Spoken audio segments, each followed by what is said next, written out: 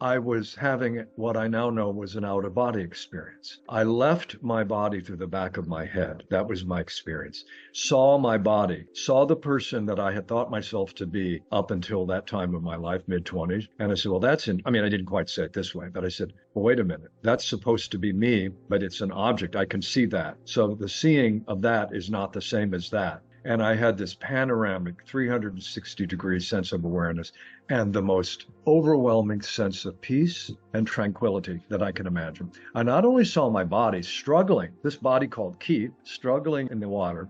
I saw my friends on the shore calling for me, Keith, survive.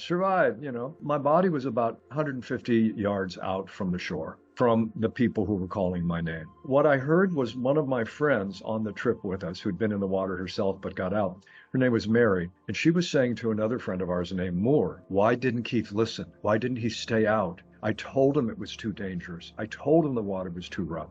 She was saying that in the same tone of voice I'm speaking to you now. So there's no way I would have heard that from 150 yards out in the ocean with waves pummeling me. It's just, I didn't hear it from there. So my sense of I went to Mary and I said, I'm okay. I'm not going to be coming back, but I'm okay. Life is okay. This is about something much bigger. Well, she didn't hear me. I could hear her say, why didn't he listen?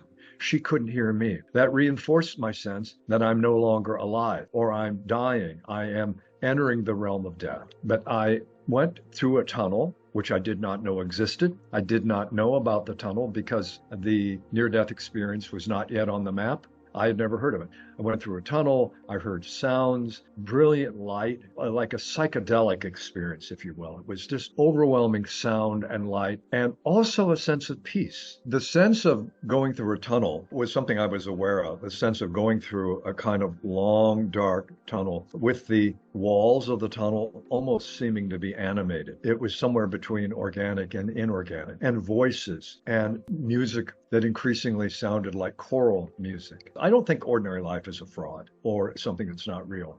But what I saw, what I felt was that this encounter with another world, the larger world, was unbelievably real. It was more real than real. I moved through this tunnel and opened into a field of light, a sense of pastures, a sense of flowers, a sense of angelic sounds. I saw relatives in what seemed to be spirit bodies, transparent but identifiable. I saw friends that I knew who had died. I did see also an uncle that I did not know had died. And when I came back and learned from early experience that telling this experience is not a good idea at casual parties, this is not easy chit chat. It's a way to get people to think that this guy's either nuts or he's got real needs for attention. He needs to be a spiritual person. Well, trust me, I don't have any needs to be a spiritual person because I'm no more spiritual than anybody else. I've had experiences that not everybody else has had about that I would call. I think the near-death experience is a profound spiritual experience. I remember thinking to myself two things. I said, first of all, I said, wow, dead isn't death. I'm dead, but life is continuing. Consciousness, I'm continuing. So that was stunning in and of itself. And then I thought, with the overwhelming sounds and visions and lights, I said, this may kill me, but it can't hurt me. This may destroy me, but I'm untouchable because I am something that is never born. I had these very profound insights that I now recognize, having survived and studied, that these are sort of spiritual, core philosophical insights. I went to a place that was unbelievably beautiful. When I say a place, a scenario that I would say would be consistent with heaven. I would also add, I did not have a religious upbringing. We were not atheists. We were not even agnostic. We went to church only because, as my mother never quite said it this way, but I think her attitude was, it's good for good people to be seen at church. It's an idea socially. Good people get seen at church. I had a sense of what is the source. I had a sense of God as the original and continuous creativity that is always present. I came up with that phrase. Original God, if you will, is a term for original and continuous creation.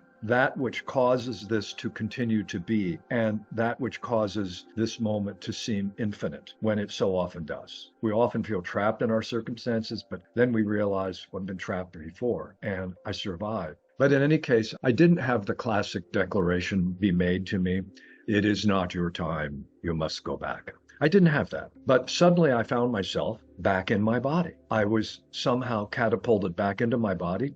I was in a fairly calm part of the water, a cove. In retrospect, it was surreal to have gone from struggling to survive to completely accepting death as I experienced it, now back in the body that had been trying to survive, and realizing, oh, I'm Keith again, that I was just no longer Keith, or I was formerly Keith. And interestingly, there were two dolphins by my side, if you will, accompanying me to my friends who now were wading out into the water, pulling me up, helping me, stand up and steady myself.